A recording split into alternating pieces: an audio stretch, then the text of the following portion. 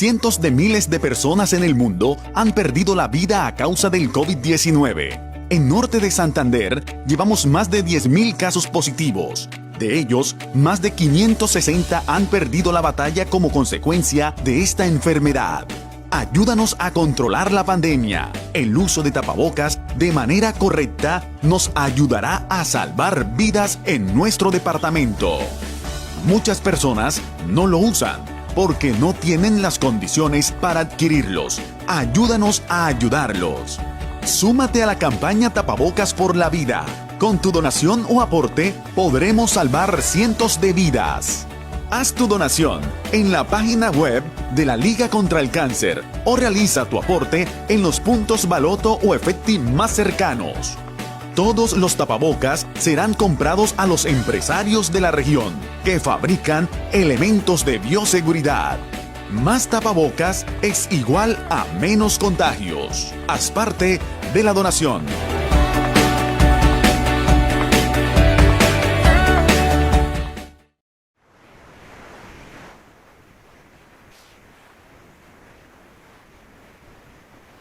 Muy buenas noches a todos. Soy Lina Jaramillo, secretaria del Banco del Progreso de la Alcaldía de San José de Cúcuta. Y hoy tenemos nuestro segundo Facebook Live, Los Empresarios Hablan Con. Este programa que hemos liderado desde la Secretaría del Banco y en este especial con la oficina TICS de la Alcaldía. ¿Qué va a pasar el día de hoy? Vamos a tener un empresario nacional que va a hablar con nuestros empresarios locales. Va a contar sobre su historia, va a contar sobre sus retos, sobre todos estos que ha tenido durante toda esta época de la pandemia especial y antes de ella. Hoy quiero presentarles a Juan Manuel Lopera. Les voy a presentar el video a continuación, por favor.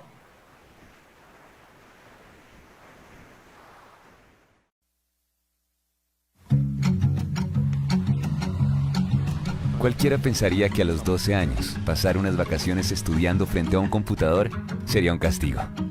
Para Juan Manuel Lopera, fue una experiencia que expandió su creatividad y le permitió conocer un nuevo lenguaje: la tecnología. Inspirado por su maestro de matemáticas, se concentró en proyectos personales, inventos que aprendió a desarrollar en su casa y a muy temprana edad le permitieron llamarse emprendedor.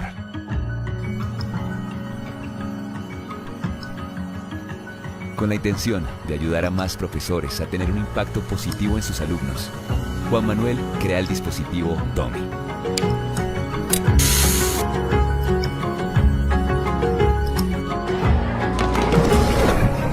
Un asistente electrónico que usa la tecnología para convertir el aula de clase en un lugar de interacción e inspiración.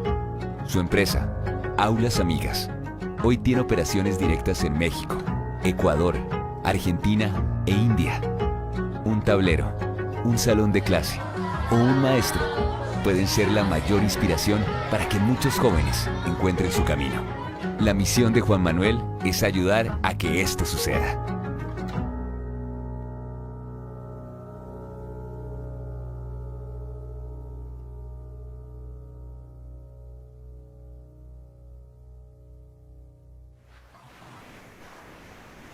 Buenas noches, Juan Manuel. Muchas gracias por participar en estos espacios donde la Alcaldía de Cúcuta está buscando que estos emprendedores y empresarios de nuestros diferentes sectores puedan conocer esas historias y puedan hablar con ustedes, empresarios nacionales e internacionales. Juan Manuel, te agradecemos por este espacio nuevamente y gracias a todos por también estar viéndonos en el día de hoy. Quiero que Juan Manuel nos cuente un poco sobre su historia, cómo fue que comenzó, cómo fue esos retos al principio que te tocó, cómo uniste la educación con las TIC, con la base de tecnología. Quiero que nos cuentes también cómo ha sido toda esta vida y cómo ha sido la parte internacional de tu empresa. Juan Manuel, bienvenido a Cúcuta. Lina, muchísimas gracias a vos y a tu secretaría y muchísimas gracias a la Alcaldía de Cúcuta por esta invitación. Para mí siempre es un gusto contar una historia que en ocasiones resulta como un poco historia de película, pero que sin duda ha sido una historia pues muy emocionante y que pues mientras la pueda contar y con ella inspirar a alguien, pues ahí estaré encantado de compartirla. Pues bueno, para empezar un poco y dar un poco de contexto, yo me dedico desde hace ya casi 15 años a hacer tecnología para educación. Una compañía que empezó como un juego en mi casa, que ya les voy a contar un poco de eso, pero que terminó convirtiéndose en una compañía de cerca de 300 personas trabajando por la educación de América Latina. Nos fuimos a todas las ciudades de Colombia, pero luego quisimos irnos a todos los países, desde México hasta Chile, a hacer algo por los maestros pues, de todo el continente y ojalá pronto pues, de todo el planeta. ¿Cómo empieza un poco toda esa historia? Pues muchos cuando piensan en que si logras montar una compañía que tenga un equipo de 300 personas o si logras hacer una compañía que tenga una facturación importante, pues necesitas haber ido a la mejor universidad del país o que necesitas haber nacido en una familia de empresarios. Pero un poco mi historia comienza en un barrio del municipio de Bello, que a quienes no lo conozcan es un municipio cercano a Medellín, pero que tristemente en la década de los 90 era una de las regiones más golpeadas por la violencia y por el narcotráfico. Y yo digo hoy casi que tuve la fortuna, porque todo eso te da una perspectiva muy distinta de la vida, tuve la fortuna de crecer en un barrio violento en el que desde muy pequeño le tocaba a uno ver cómo mataban a la gente en la calle a pocos metros de uno sin ninguna razón, o que de repente, como hacia los 6 años de vida, me llega la noticia de que habían matado a mi abuelo por no pagar una microextorsión como de 5,000 pesos a la semana, cosas así por el estilo. Y luego a mi tía, y luego que mi primo quiso vengar la muerte de ellos y terminó metiéndose en una banda contraria y lo mataron saliendo del colegio con 14 años. En fin, un montón de historias que tristemente eran las historias de la mayoría o de muchos, o que a todos los colombianos nos tocó ver de muy cerca. Y eran esas historias de violencia y de drogas y de jóvenes haciendo parte del problema desde muy jóvenes, ¿no? Porque los líderes de mi barrio, por ejemplo, empezaban siendo líderes negativos del barrio a los 12 años o 13 años. Así comienza mi historia dentro de una familia de 5 personas, viviendo de un poco más de un salario mínimo. Mi papá era obrero de Fabricato, que era la empresa textil pues, más importante del país en aquella época. Así que ese era como, digamos, como mis inicios, ¿no? Pero la gran diferencia la hizo un maestro cuando yo tenía 12 años, que me motivó a pasar menos tiempo en la esquina del barrio y pasar más tiempo en el colegio, pasar más tiempo aprendiendo cosas. Aprendo a programar, a hacer software, y cuando termino el colegio, por diferentes razones, a pesar de haber comenzado en la Universidad Nacional a estudiar, tengo que abandonar la universidad porque pues había que producir dinero y no gastar dinero en aquel momento. Aparte, estaba muy enamorado y con mi novia, pues mi novia tenía un hijo que se convirtió como en mi hijo, así que quería salir a hacer una familia, así que terminé yéndome a vivir o conformando una familia desde muy joven, así que abandono la universidad y me dedico a hacer empresa, con el conocimiento que había adquirido mientras estaba en el colegio, pero con toda la motivación, además, que este maestro me había dado. Así que constituí mi primera empresa a los 17 años y comencé a hacer cualquier cosa, ¿no? A ver qué vendía de computadores, que era lo que sabía. Entonces empecé ensamblando computadoras, haciendo páginas web, en fin, tratando de parecer empresario, muchas veces hasta escondiéndome, cuento yo la historia, escondiéndome un poco detrás del teléfono, que era donde parecía ser un poco más grande, porque en persona parecía como si fuera un pelado de 14 años y tuviera problemas de drogas, fuera el marihuanero más marihuanero de mi barrio, porque tenía aspecto de marihuanero, pues estaba súper flaco y tenía cero aspecto de empresario, pues, pero tenía toda la actitud, así que trataba de hacer la mayor parte de mis negocios por teléfono y luego decía que iba a mandar a alguien del equipo y pues me mandaba a mí mismo, pero pues ya tenía una voz que me respaldaba detrás, que era mi propio yo siendo el gerente, ¿no?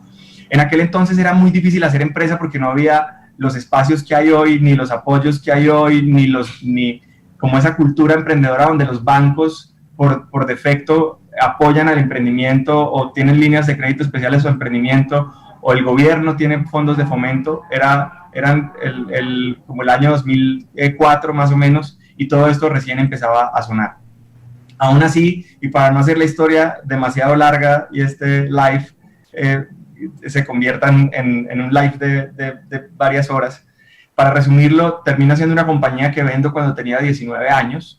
A mis 19 años, y al vender esta empresa, hago más dinero del que pensé que iba a hacer en toda mi vida, sin que eso signifique haberme vuelto millonario, pero entendiendo la perspectiva, estaba creciendo en una familia que se ganaba como 4 millones de pesos al año, que era el salario mínimo de aquella época, y de repente me había hecho muchísimas veces eso, y prácticamente sentía que podía vivir el resto de mi vida sin trabajar. Vendí mi primera compañía a los 19 años y con ese dinero lo que decidí hacer fue hacer una compañía dedicada a maestros. Entendí que si mi realidad había cambiado por un maestro y porque un maestro había tomado la decisión de hacer las cosas diferentes. Así que en ese instante tomo la decisión de dedicarme a los maestros y a invertir todo el dinero que tenía y la fuerza de vida que tengo, apoyar a los maestros que tienen una de las cosas más importantes al aprender, y es cuando le encuentras un ciclo que estás haciendo más allá de simplemente producir dinero con tu emprendimiento, sino alguna transformación. Y eso no tiene que ser salvar el mundo ni calmar el hambre en el mundo, pero sí hacer compañías socialmente responsables, conscientes de que cualquier compañía del sector en el que estemos, tenemos una inmensa oportunidad de hacer impacto. Juan Manuel, luego de eso, pues, quiero que nos cuentes un poquito de qué es lo que estás vendiendo ahorita, cómo transformación digital, cómo uniste las TICs con la educación y darle el valor al maestro. Total, esos fueron esos 11 años que siguieron con algunos recesos, pero una de las cosas que digamos que más valor le ha dado a nuestra propuesta hasta ahora es este dispositivo. Este dispositivo se llama Tommy, y Tommy básicamente trata de cerrar las brechas entre las aulas clase de los países desarrollados y los países no. ¿Cuál es la principal brecha que uno se encuentra cuando llega a un aula de clase en un país en vía de desarrollo? Es un maestro que va a hacer mucho, pero sin acceso a internet, con pocos acceso a contenidos educativos, con un montón de trabajo y con salarios muy bajos. Tommy lo primero que hace cuando se encierra en un aula de clase es que crea internet. En la escuela más rural que ustedes se puedan imaginar, Tommy simula el acceso a internet. Aparece una red Wi-Fi a la que se pueden conectar los estudiantes y navegar como si estuvieran conectados a internet. Pero si no tienen dispositivo, sino que todo lo hacen en una hojita de papel y hacen sus contenidos o sus pruebas, hacen una hoja de papel, basta con que un examen se lo muestren a Tommy y en un segundo califica el examen, porque tiene un sistema de visión que hace que el examen se califique automáticamente. Pongo enfrente de un proyector, se hace táctil la pared. Entonces tenemos con paredes de madera porque son escuelitas muy pobres, y sobre esa pared se proyecta cualquier proyector y Tommy hace táctil esa pared de madera. Entonces es capaz de convertir con una tablet gigante cualquier superficie. Esas son algunas de las cosas, pero en resumen, a lo que me he dedicado estos 11 años es a tratar de llevar tecnología a las manos de los maestros de los países en vía de desarrollo como Colombia y el resto de América Latina, con algunos intentos en India, tratando de llevar esto a todo el mundo, pero sobre todo generando comunidades de maestros que crean contenidos, los precargan en sus Tommys, los comparten con otros maestros y crean experiencias de aprendizaje que nada tienen que envidiarle a los países desarrollados. Bueno, Juan Manuel, es muy linda esa historia y es muy linda también por todo lo que estamos viviendo en la pandemia. Tú sabes que para los maestros y para los alumnos ha sido muy difícil esta transformación digital y esperamos que volvamos rápido a las aulas de clase, volvamos rápido a tener esa interacción con los diferentes seres humanos. Y bueno, aquí quiero darle la palabra a Constanza Quintero, que es nuestra directora de la oficina TICS de la alcaldía, quien es ella la que va a moderar este panel donde están invitados empresarios locales muy importantes de nuestra ciudad Cúcuta y que han trabajado mucho tiempo en este sector. Además, quiero también decirles que nos acompañan hoy el clúster de las TICs, Nortic, que el próximo lunes tendrá su relanzamiento y en el cual esperamos todos que también participemos. Constanza, te doy la bienvenida y muchas gracias a todos ustedes, empresarios locales. Gracias, Lina. Buenas noches, un cordial saludo de nuestro señor alcalde Jairo Tomás Yáñez para todos nuestros seguidores de Los Empresarios Hablan Con. En este Facebook Live pues tenemos la invitación de la Banco del Progreso a la oficina TIC y al clúster Nortic le voy a dar paso a cada uno de los integrantes del clúster para que hagan su presentación y en minutos iniciamos con el panel. Le doy paso a José Luis para que haga la presentación del clúster. Muchas gracias, Constanza, muchas gracias, Lina, y a nuestro señor alcalde por la invitación. Juan Manuel, encantado de la primera historia que nos cuentas, ya queremos conversar un poco más. Como gerente del clúster Nortic, nosotros somos en este momento 22 empresas que estamos súper asociadas y que estamos generando alrededor de 467 empleos en la región. Tenemos un modelo de negocio bastante interesante y lo que queremos es que nuestros sectores productivos generen mucho mayor competitividad alrededor de las TIC y los negocios sean ágiles, rentables y escalables. Eso es lo que hacemos nosotros como Clúster Nortic en este momento, enfocados en dar una iniciativa muy interesante que se llama Smart Cúcuta Lab. Estamos trabajando en ciudades inteligentes, Pulse y con el Mintic. Y tenemos otra más, pero vamos a darle paso a nuestros empresarios para que logremos avanzar. Gracias, Constanza. Gracias, Lina. Entonces, Will, desde tu empresa Genosoft, ¿nos puedes hacer tu presentación? Gracias, Constanza, y también agradecer a la alcaldía de Cúcuta, encabezado del señor Jairo Yáñez. Sí, mi nombre es William, de Sistema de la Universidad Francisco de Santander. Comparto y represento la empresa Genosoft. Genosoft es una empresa de base tecnológica de la región. Tenemos 12 años de estar asesorando el sector empresarial público y privado en la introducción efectiva de las TICs. Estamos trabajando en el sector de educación y tenemos varios productos en el mercado.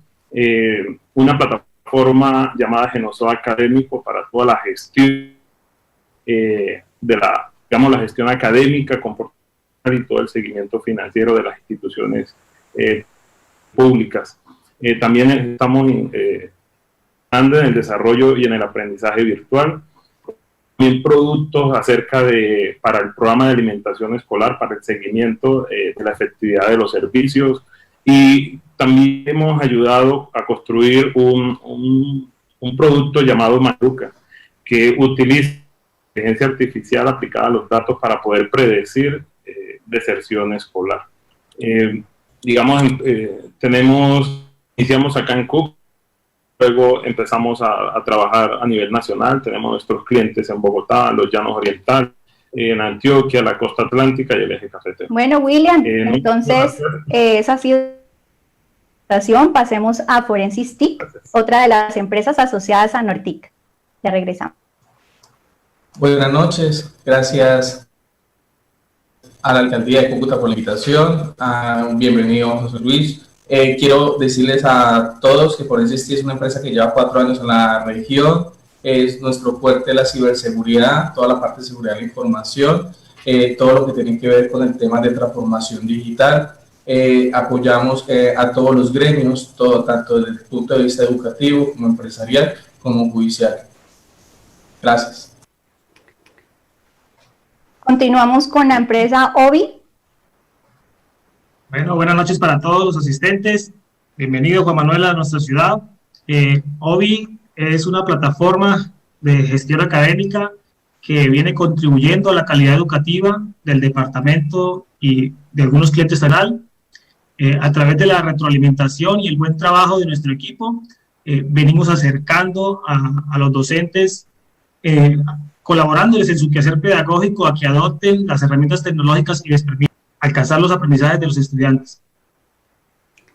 Y José también, aparte de ser el gerente, él también tiene una empresa asociada a Nortic y nos va a describir de qué se trata. Bueno, muchas gracias, Constanza. Yo rápidamente les cuento. Nosotros como Corporación Future hacemos consultoría, hacemos gestión de proyectos y hacemos formación. Hemos hecho la política pública de innovación del departamento, hemos hecho algunos desarrollos bastante interesantes para la ciudad, pero ahora estamos haciendo un tema muy interesante, es que salimos al aire con una plataforma de habilidades de futuro para los jóvenes, sobre todo para la educación. Por eso me parece tan interesante la conversación con Juan Manuel, y estamos haciendo unos proyectos bastante interesantes, así que solo les voy a dar paso para poder avanzar en el conversatorio. Muchas gracias, Constanza. Listo, bueno. Entonces esa ha sido la presentación de los empresarios de este panel del clúster Nortic. empresas de base tecnológica de la ciudad. En este momento son las 6:24, esperamos que todos estén muy atentos, compartan, los seguidores que están ingresando, bienvenidos, buenas noches. En este momento les voy a explicar cómo es la mecánica del panel. Nosotros preparamos unas preguntas, cada pregunta va acompañada de un empresario, yo la leo, Juan Manuel la va a responder o va a dar su opinión al respecto. Cada uno de los empresarios puede, digamos, pedir la palabra si quiere interpelar y vamos a iniciar entonces. Constanza, no se te olviden las preguntas. Las personas que están viendo en el Facebook Live a través de del chat del Facebook pueden hacer las preguntas para cualquiera de los empresarios y ellas que no es una pregunta, pero sí nos dicen: Gabriel Gómez, Juan Manuel es un referente de innovación para nosotros, profesional del software. Excelente aporte de la alcaldía. Muchas gracias, Juan Manuel, y bienvenido a Cúcuta nuevamente. Excelente, Lina. Sí, al finalizar, la secretaria del Banco del Progreso, que está aquí pues con nosotros, Jaramillo, va a seleccionar unas preguntas que ustedes van a hacer en los comentarios de Facebook Live. Entonces, gracias, Lina, por el tema y vamos a iniciar. La primera pregunta es la siguiente. La empresa Soft es una empresa que introduce de forma efectiva TICs en la educación y sus servicios son servicios de tecnología. ¿Qué estrategias, Juan Manuel, empresariales has utilizado para profesionalizar tu marca y expandir tus negocios basados en tecnologías TOMI en Latinoamérica? Pero ellos adicionalmente quieren saber qué barreras encontraste en tu camino y cómo las has superado. Bueno, sin duda, digamos que una de las primeras cosas que uno tiene que saber es que es muy difícil uno hacerlo todo solo. Entonces, encontrar buenos aliados en el camino es vital. Entonces, en algún punto de la historia, nosotros decidimos no vender directamente al usuario final, sino irnos a través de distribuidores. Eso implica estructurar pues, como un sistema de costos diferente, ¿no? Y saber cuál es el margen que debe tener el canal de distribución, etcétera. Pero sin duda, y sobre todo para internacionalización, lo más indicado es encontrar compañías que lleguen ya al mercado que ustedes están llegando. Y aquí quiero nada más por contarles un poco la historia, pero en mi primer ejercicio abrimos casi 15 oficinas en 15 ciudades distintas. Eso nos costaba como 1.500 millones de pesos al mes y casi nos quiebra ese intento porque pensábamos que teníamos que hacerlo nosotros solo. Eso generalmente está muy mal. En esta época creo que todos estamos llamados a generar asociaciones de valor. Entonces mi principal recomendación es asociarse con otros. Asociarse bien, eso sí, hay que encontrar canales de distribución con los mismos lineamientos de transparencia que ustedes tengan, que los representen muy bien, pero mi principal obstáculo, y ahí se los compartí de una vez, fue haber intentado hacer yo solo todo y finalmente terminar con unos costos fijos tan altos que en momentos de vacas flacas terminan golpeándote la caja y tus finanzas profundamente. Imagínense 1.500 millones de pesos mensuales en años duros en el que las ventas mensuales no daban para cubrirlo, pues terrible, ¿no? Entonces, William, ¿quieres o alguno del panel quiere intervenir al respecto? Constanza, yo sí quiero hacer una pregunta. Cuando Juan Manuel habla de asociaciones de valor y esa, digamos, esa unión de dos palabras tan fuertes y tan poderosas, donde siempre el alcalde habla de valor agregado, quisiera saber, esas asociaciones, tú la hiciste con internacionales también. Sí. ¿Cómo has hecho esa relación? ¿Cómo has vendido tu proyecto a la parte internacional, a los brokers, todas estas personas, a los, personas, los ventures, todo? ¿Cómo lo has hecho? ¿Cómo has llegado allá? Y yo ahí dejaría como 2 puntos claves en el camino. Finalmente, generar relaciones es como una bola de nieve, ¿no? Entonces, cada relación que tienes, pues te lleva a una nueva relación. Entonces, hay que estar siempre con los ojos abiertos a encontrar y a relacionarse con todas las personas posibles que finalmente te llevan a otras más. Esos son participación en eventos internacionales, que generalmente suele costar un poco. 2 es hacer un poco de free press en los países y eso también te ayuda otro poco. El marketing termina siendo lo más valioso, pero al mismo tiempo lo más costoso. Entonces, pues bueno, ahí viene, según el sector en el que estemos, tratar de ser lo más creativos posible, si es que es regalar muestras gratis del producto a clientes de referencia internacional, si es que es de nuevo a encontrar alguna marca con cual hacer una alianza para que esa marca te jalone y ahí sacrificar un poco de margen, en fin, finalmente como uno hace esto con las uñas, entonces lo más probable es tratar de buscar quién te pueda llevar un poco en sus estrategias de marketing para llegar a esos lugares. Nosotros nos pegamos de Microsoft, nosotros nos pegamos en algunos eventos con manufactureras de videoproyectores, en fin, dependiendo del nicho en el que ustedes estén, pues ahí encontrarán como esos socios. Pero el segundo punto es ustedes tener muy claro el perfil de cuáles son esos socios de negocios que ustedes van a buscar. En mi caso, por ejemplo, y sobre todo uno que está en educación, entonces encuentra uno mucho el distribuidor que te dice, no, es que yo conozco al gobernador de no sé dónde y entonces, y yo ya sé con quién hay que hablar y como que notas ahí que la cosa no es muy transparente, entonces ahí mejor te haces a un lado y ese no es tu socio de negocio, ¿cierto? Entonces, es tener muy claro como tus políticas de relacionamiento o de selección más bien de quiénes son esos socios de negocios que vas a tener. Manuel, pero digamos que los socios que ha tratado de buscar van relacionados solo a la distribución del producto, pero hacia la integración de servicios, ¿los ha tenido o los ha contemplado o siempre los desarrollos han sido desde el interior de su empresa?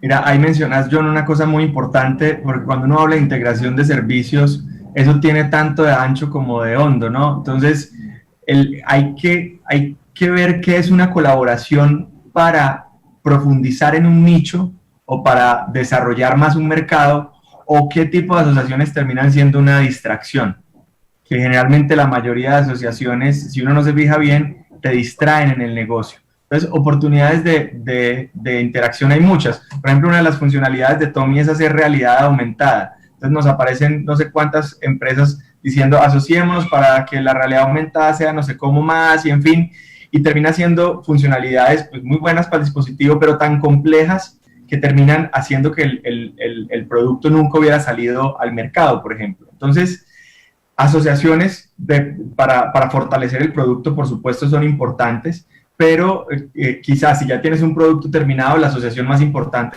es la que te dé más proyección de mercado, la que te abarate los costos de mercadeo y ventas, y en fin, ¿cierto? Bueno, ya que intervino Obi, vamos a hacer la pregunta que formuló la empresa de John. Es una compañía que contribuye a la calidad educativa, generando transformación digital en las instituciones educativas mediante la plataforma Obi. Ellos formularon la siguiente pregunta, Juan Manuel, que es muy importante en esta época de pandemia. La COVID-19 ha disparado los servicios digitales, pero Tommy se entiende como una solución que requiere presencialidad. ¿Cómo ha sorteado financieramente esta situación? Yo, más que financieramente, porque digamos que afortunadamente teníamos cierto respaldo o cierto colchón, como diría uno, pero sobre todo también desde el punto de vista de la vocación del producto. Nosotros tenemos una parte del producto que es online y que es virtual, y por supuesto los indicadores ahí se han disparado. Mucha gente dirá como que, ¡ay, qué bueno! Ay, la pandemia antes le está ayudando a que el producto se conozca más. Entonces el ministerio nos colocó en la página de Colombia Aprende como una de las plataformas recomendadas. El presidente de Guatemala nos anunció como la plataforma oficial durante la pandemia, y así por el estilo, si no por los países, fue muy favorable. Ahora, mi mayor preocupación, que por eso pensaba mucho cuando Lina lo mencionaba hace un rato, es qué tipo de seres humanos formamos si mientras están en el colegio no se están relacionando con otros niños, sino que están sentados detrás de una pantalla, ¿cierto? Entonces, mi mayor preocupación hoy, más que la financiera, es que cuándo será el momento de regresar a la educación que nuestros niños sí necesitan, nuestros jóvenes necesitan, y es esa educación presencial. Yo tengo algunas otras organizaciones, o sea, Tommy es la organización que yo lidero, pero tengo algunas otras, y en estas, sin duda, lo que tocó hacer fue, ya sí yéndonos a lo duro de tu pregunta, y es, hay que bajar los costos y tratar de vender más. No hay otra forma de resolver una crisis financiera que bajando los costos fijos y procurando crecer en las ventas. Si en ese proceso de crecer las ventas y bajar los costos, terminas con un modelo de negocio mucho más óptimo, con mejores márgenes, en fin, más eficiente en todo caso, pues maravilloso, que creo que es lo que le está pasando a muchas empresas, y estoy seguro que ustedes, con la capacidad de innovación que tienen, también en esa iteración van a terminar naciendo mejores productos y mejores modelos de negocio. No, pues chéverísimo, y me parece muy importante lo que hablas de que no solamente te centraste en un producto o en una tecnología específica, sino que estás abriendo mercado con otras compañías. Cuéntanos un poco de esas compañías, de qué se tratan y qué tecnologías implementas allí. Bueno, este andar de hacer empresa termina lo que les decía hace un rato, distraído con muchas cosas. Entonces parte del ejercicio es cómo enfocar nuestras estrategias de negocio, ¿no? Y así se ha partido en varias compañías, digamos, una compañía que inició. Entonces hubo un pedacito de la compañía que se fue a una empresa de microcréditos para maestros. Entonces esa compañía le hace préstamos a profesores para que inviertan en su propia formación y en la adquisición de tecnología, por ejemplo. Hay otra compañía que se especializó en el modelo de formación y acompañamiento de maestros, que es Aulas Amigas, y se dedica a formar y acompañar a los maestros. Luego salió una non-for-profit que de pronto la han escuchado por ahí, que es maestrosqueinspiran.com. Esto fue un concurso que lanzamos con el canal Caracol hace un rato a nivel nacional, y luego lo llevamos a otros países. Este año no se hizo por la pandemia, pero esa es una iniciativa más de generar práctica, donde los profesores compartan sus experiencias de aprendizaje y se cree un gran banco de experiencias de aprendizaje latinoamericano. Y pues Tommy, que pues hace lo que ya les conté, ¿no? Y es cómo hacer tecnología para el maestro. Bueno, entonces, ¿alguno de los miembros del panel quiere interpelar esta pregunta o quieren continuar con la exposición, o nos vamos a las preguntas del chat? Lina, ¿cómo va el chat? ¿Cómo están los comentarios de nuestros seguidores de Los Empresarios Hablan Con? Bueno, hay dos preguntas, una de Tatiana Silva, que dice: Juan Manuel, ¿por qué decidió vender sus primeros emprendimientos si eran muy buenos? Yo creo que eso va muy con la estrategia personal de vida, o con el propósito personal. Si ustedes hacen una compañía que les da ingresos para vivir mensualmente, y es una compañía en la que ustedes quieren estar todo el tiempo hasta que estén viejitos, pues no la tienen que vender, sino estar ahí, estar innovando todo el tiempo. Hay otro tipo de emprendimientos, otro tipo de emprendedores a los que nos gusta, como el emprendimiento serial, y es hacer un proyecto y luego dedicarnos a otro proyecto y luego dedicarnos a otro proyecto, pero ojalá cada proyecto que hagamos siga teniendo vida propia. Entonces, por ejemplo, yo estuve encabezando Aulas Amigas durante 10 años, y luego nombro a otra persona muy emprendedora, con mucho conocimiento del tema, con mucho recorrido, que ocupara mi lugar, y yo me voy a hacer otra empresa. Entonces, realmente eso va un poco como de la estrategia personal. Uno no debería seguir nunca fórmulas de otros, sino encontrar cuál es tu fórmula propia. La mía, pues es esa. Sin embargo, para ser sincero, a los 19 años, pues de repente me aparecieron con un montón de dinero, más del que he visto toda mi vida junta, y quería comprarlo, pues lo vendí, ¿no? Entonces, son seguramente muchos temas sobre el momento de la vida, y segundo, sobre el estilo de emprendimiento que uno quiera hacer. Bueno, entonces vamos a continuar con la siguiente empresa, que es Forensic TIC, una empresa dedicada a pruebas digitales para procesos judiciales en cuanto a seguridad informática, ethical hacking, derecho informático y demás. Ellos preguntan lo siguiente: ¿cuál crees que es un factor fundamental para que las empresas se conviertan en un sector inspiracional para la ciudad y general, pues, de la región por parte tuya? Bueno, yo soy un poco ácido cuando las preguntas son muy románticas, porque alguien me decía alguna vez, cuando recién se estaba empezando a hablar de fondos de inversión de riesgo en Colombia, decían: es que a uno le da mucho susto invertir en empresas colombianas. No recuerdo, creo que era chileno el inversionista. Y yo decía: ¿por qué? Entonces decía: porque es que todos quieren cambiar el mundo, y todos quieren inspirar, y todos quieren... Y cuando uno les va a preguntar por los números de cuánto han vendido y cuál es el margen, para uno saber si puede invertir, pues le siguen contando a uno que quieren cambiar el mundo y que quieren inspirar. Entonces ahí se va uno, me voy como al extremo un poco más, de nuevo, ácido y de números, y es finalmente cuál es la mejor forma de inspirar a más personas en Cúcuta a que hagan grandes compañías. Pues que su compañía esté generando empleo, que su compañía sea próspera, que esté llegando a otras ciudades, que esté trayendo dinero al Producto Interno Bruto de la ciudad, o sea, que esté teniendo éxito en números. Por supuesto, siempre con responsabilidad social, con transparencia, en fin, pero finalmente el indicador más importante de éxito de la compañía es cuánto está facturando al mes y finalmente cuánta ganancia está generando para la ciudad y cuántos impuestos está pagando a la ciudad esta empresa. Entonces, eso creo que finalmente es la mejor inspiración, y es si otras empresas ven que vos como emprendedor estás teniendo mejores ingresos, estás mejorando tu calidad de vida, estás generando buenos empleos y estás sonando en otros territorios fuera de la ciudad, seguramente eso es inspiración suficiente para que otros quieran salir a arriesgarse y hacer empresa. Bueno, Juan Manuel, excelente esa respuesta, pues realmente sí es como un poco romántica lo que tú dices, pero pues es algo que debemos buscar, y creo que tú has tenido pues una buena implementación y una buena aura, por decirlo así, de todo ese tema con la educación, y que ha sido una herramienta fundamental como para decir, las empresas de tecnología realmente inspiran, generan empleo, están, digamos, muy pendientes de todo el tema de innovación, son muy apalancadoras de muchos temas como lo que tú mencionas de impuestos, y eso hace que la ciudad crezca. Entonces es muy importante lo que tú nos mencionas. Lina, no sé si de pronto tengamos otra pregunta de nuestros seguidores de Los Empresarios Hablan Con.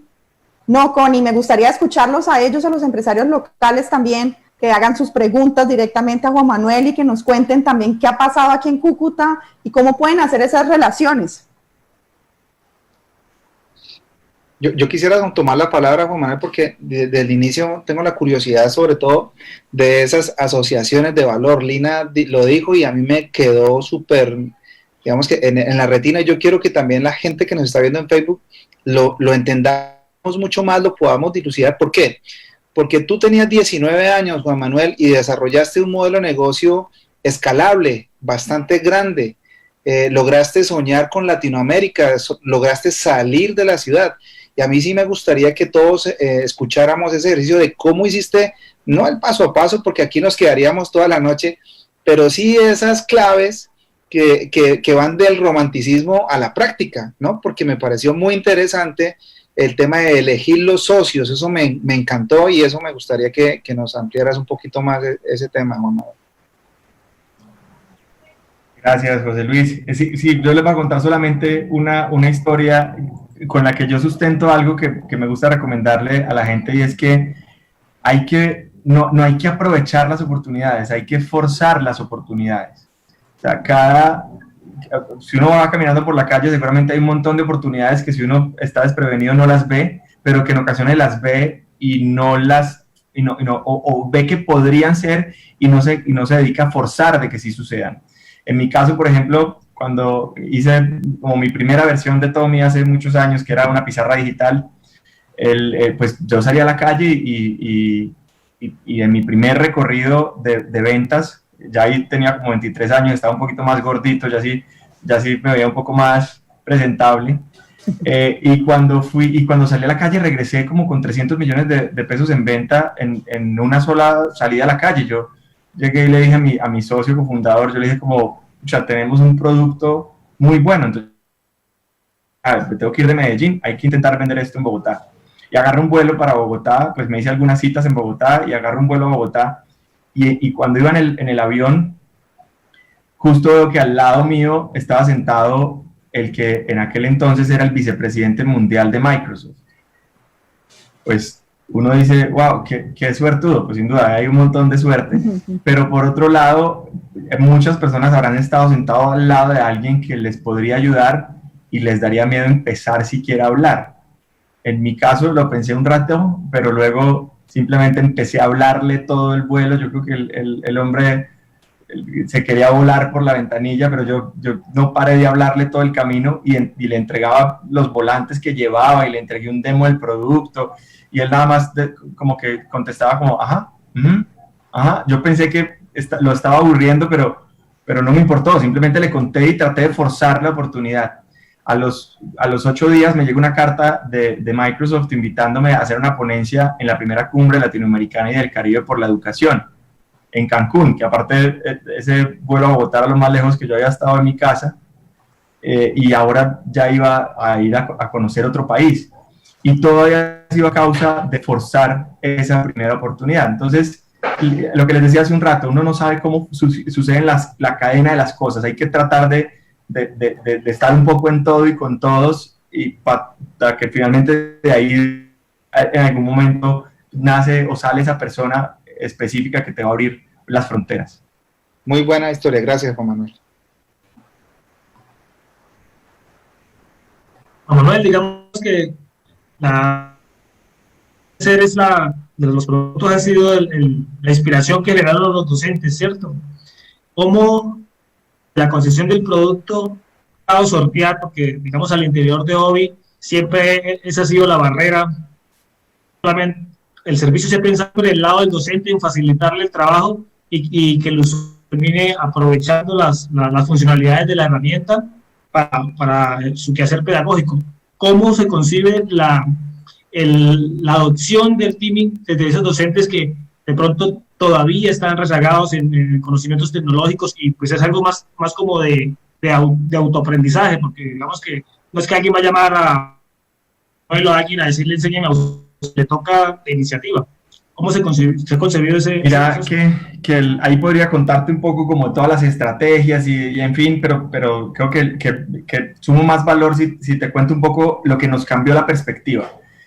En algún momento de la historia, nuestro indicador, digamos, principal, que pues eso tiene que seguir siendo un indicador importante, como se los decía hace un rato, pero nuestro indicador principal era cuánto hemos vendido. Eso estaba muy bien, eso nos mantenía en una compañía creciendo, en fin, ¿cierto? Pero en algún momento dijimos como, venga, ¿cómo es que le estamos sumando valor a nuestro cliente? Entonces dijimos, no, el indicador más importante es cuántas clases o cuántos procesos de enseñanza-aprendizaje han sucedido hoy utilizando un TOMI.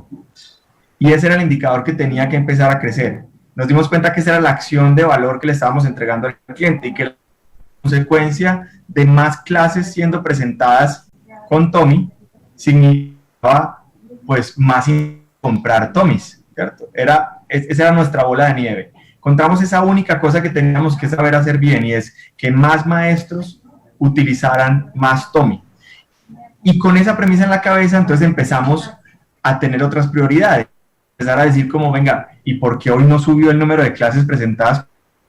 Entonces fuimos a ver, pues si colocamos más TOMIs y no están usándolo más, es porque algo estamos haciendo mal. Entonces vamos a hablar con los profesores a ver qué pasa. Y ahí vimos cosas, John, como las que estás mencionando. Es que hay profes a los que les resulta muy difícil. Ok, listo, tenemos que hacer que esto sea fácil. Entonces pues nos dimos cuenta, estamos haciendo más cosas pensando en que el estudiante las vea muy, muy, muy chéveres y no tan que para el profesor sean útiles. Entonces nos dimos cuenta que si queríamos que los maestros nos usaran más, teníamos que hacer herramientas más pensadas en los maestros que en los mismos estudiantes. Los maestros ya se encargarían de pensar cómo hacer que fueran más útil para el estudiante si nosotros le estábamos entregando algo de valor al maestro. Entonces, todo empezó a ser como una cascada que partía de cómo hacemos para sumarle más valor al actor que más nos importa a nosotros en la empresa, que es el maestro. Él es el más relevante para nosotros, así que la organización volteó su mirada a ver cómo le sumábamos más valor a los maestros. De ahí en adelante aparecen todos los obstáculos del caso, pero ahí es donde viene la magia de tu equipo y la capacidad de innovación de tu equipo, que hace que todos esos problemas se convierten en oportunidades de hacer un mejor producto, y eso es a lo que nos dedicamos todos los días. 11 años después y no hemos parado de todos los días preguntarnos, ¿y cómo hacemos que nos usen más?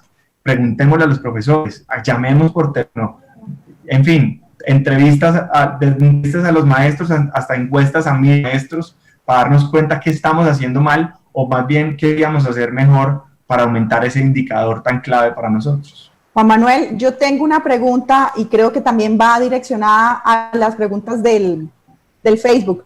Erika Tolosa Pereira nos pregunta, soy estudiante de Ingeniería de Sistemas, 9º semestre, y quiero hacer una pregunta. ¿Cuál es la plataforma que estás manejando para las ventas del software que estás planteando?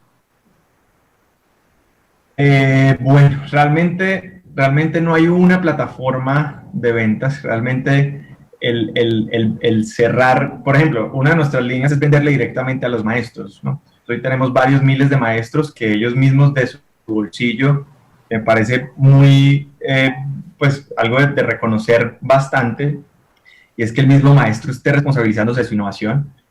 Y para ese canal de ventas tenemos nada más la semana pasada un recuento de herramientas y tenemos 10 herramientas que utilizamos en el proceso. Entonces, tanto como para lanzar anuncios en Facebook para que los más profesores nos conozcan, hasta las herramientas para medir la efectividad de las páginas en fin, dependiendo de la estrategia de ventas, se necesitarán herramientas distintas.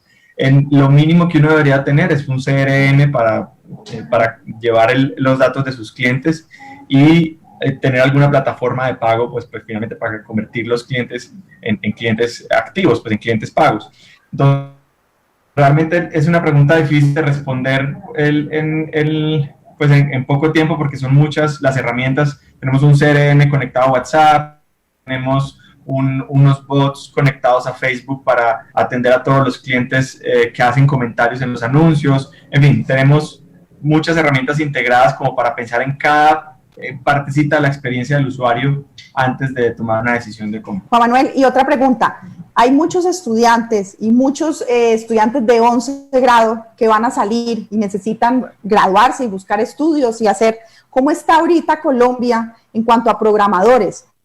¿Cómo has encontrado no solamente la venta al profesor, sino lo que está detrás, el proveedor, la cadena productiva de esta gran tecnología que tú tienes? ¿Cómo estamos en programación a nivel Colombia? Para contarte un indicador interno, hay personas del equipo que han multiplicado por 10 su salario en menos de 2 años en el equipo. O sea, para nosotros poder tener el equipo que tenemos, pues finalmente hay que pagar el salario competitivo de mercado, ¿cierto? Entonces, si empezó ganándose $1 millón, puede estar ganándose 10.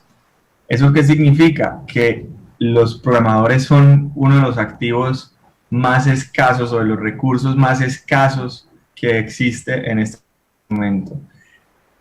Empresas estamos todas viendo qué vamos a hacer y cómo hacemos para tener muy buenos equipos de programación sin que se nos los lleven de afuera, ¿no? O sea, tenemos de nuevo empresas de afuera, siempre y cuando los programadores tengan buen nivel de inglés, pagando $15 millones mensuales a un desarrollador junior. Entonces, realmente yo creo que cualquier programador que la educación superior pueda producir en este momento es una persona que con excelente salario, mañana proyectos además emocionantes. Eso sí, que aprendan inglés, es vital tener muy buen nivel de inglés, porque si no se te restringe solamente pues a empresas nacionales, pero internacionalmente la demanda de programadores es gigante. Pues no quiere decir que todos tengamos que salir a ser programadores. Finalmente, sí, pienso que todo el mundo debe ejercer la profesión que por vocación tiene, pero ojalá hayan cada vez más personas en Colombia con vocación de programadores, porque sin duda eso termina teniendo un impacto económico increíble para el país. Juan Manuel, y en esa cadena productiva has tenido que tomar la decisión de dar ingreso a personas que de pronto tienen no tan buen conocimiento y han crecido profesionalmente en tu empresa. ¿Las has tenido que formar? Todo mi equipo ha crecido dentro de la compañía. Todos crecen ahí. Realmente de nuevo, siguen faltando muchos programadores. Sin duda, si uno compara el nivel promedio de un programador en Colombia con el nivel promedio de un programador en Estados Unidos, todavía nos falta un montón por crecer. Así que la mayoría de compañías, me atrevo a decir, porque en varios casos lo que hacen es eso, es contratar equipo junior y formarlo y enamorarlo de la compañía. En mi caso, por ejemplo, todo mi equipo de producción no solamente recibe salario, sino que es socio de la compañía. Cada mes reciben un paquetico de acciones de la compañía porque finalmente ellos están construyendo el producto por dentro. Así que tienen su alma y corazón puesto allí adentro también. Juan Manuel, quería comentarte algo. Digamos, tu caso es el caso de muchos colombianos, sobre todo acá en nuestra frontera, que han surgido y han decisiones en la vida importantes. Y también quería preguntarte sobre la responsabilidad social. Como empresa de acá colombiana que ha nacido y ha podido ir a otros países, ¿cómo ven ustedes ahora desde afuera, un poco afuera, la responsabilidad social al interior de la, digamos, de la empresa y del entorno de ustedes como empresarios? Ahí tengo que insistir en que la principal responsabilidad social en la que ustedes tienen que pensar como emprendedores, porque ustedes no son ni Bancolombia o no sé, cualquier otro de los grandes corporativos que tenemos en el país que puedan decir que van a invertir no sé cuántas decenas de miles de millones en responsabilidad social. La principal responsabilidad social que debemos tener como emprendedores, yo la resumiría en pagar impuestos. Esa es la principal responsabilidad social que debe tener un empresario. Ese es el aporte de ustedes a su ciudad y a su país. Entonces, cuando el emprendedor le dice como, ay, ¿cómo hago para no pagar impuestos? O cómo, es que los impuestos lo comen a uno, sí, y a uno le duele mucho cuando tiene la caja apretada y toca ir y sacar la platica al gobierno, pero esa es nuestra principal responsabilidad social, es pagar impuestos. La segunda es generar empleos de calidad, que no sean empleos subpagados o sin garantías sociales. En fin, esa es la otra gran responsabilidad social que tenemos, y ese debería ser, eso sí, generar empleos muy estables, que ese es el otro gran problema, y es que yo quiero, como mi responsabilidad social es generar empleo, voy a contratar 200 personas, sí, pero al año estás quebrado y entonces estás generando 200 desempleados. Entonces, es generar empleos de calidad, y eso implica seguridad social y estabilidad, ¿cierto? Entonces me atrevería incluso, para no hacerla muy larga, a dejarlo en esos dos. La principal responsabilidad social es pagar impuestos y generar empleos de calidad. Si más allá de eso se pueden hacer cosas muy buenas, me falta una tercera, que era la que se me estaba olvidando, y es que no hagamos empresas que destruyan el planeta. Entonces la responsabilidad social, como pensando en la sostenibilidad del planeta, es vital. No podemos seguir haciendo negocios que dinero incluso producen impuestos y empleos a costa de destruir el planeta. Juan Manuel, buenas noches. Una pregunta. Dentro del modelo de negocio, ¿cuál ha sido los paradigmas más difíciles de romper ante su gremio, en este caso los docentes o las instituciones? Yo creo que como emprendedor él se la pasa todo el tiempo rompiendo paradigmas. Antes de empezar a romper los paradigmas de mis usuarios o de mis clientes, el primero era romper el paradigma, de nuevo, en un escenario en el que no creían en el emprendimiento, en que un pelado de 17 años podía estar haciendo empresa, ¿no? Entonces, irse uno para el banco, abrir una cuenta bancaria, explicar que tenés una empresa, aquí está el permiso de mi mamá para que me pueda abrir la cuenta bancaria. Eso lo recuerdo como un camino largo y complicado en algunos puntos, aunque también me encontré con varias bendiciones y apoyos en varios bancos en el camino. Y luego, pues yo creo que todo negocio siempre tiene, y sobre todo si es de tecnología, tiene unos retos gigantes en adopción, que aquí John mencionaba hace un rato el hecho de que a los maestros todavía se les hace un poco difícil incorporar tecnología en su proceso educativo, pero eso ya es natural, eso pasa en todas partes. Estoy seguro que si ustedes están vendiendo un software para contadores, el nuevo software contable, qué sé yo, ese contador que lleva mucho tiempo utilizando un software le va a dar duro pasarse para el otro software.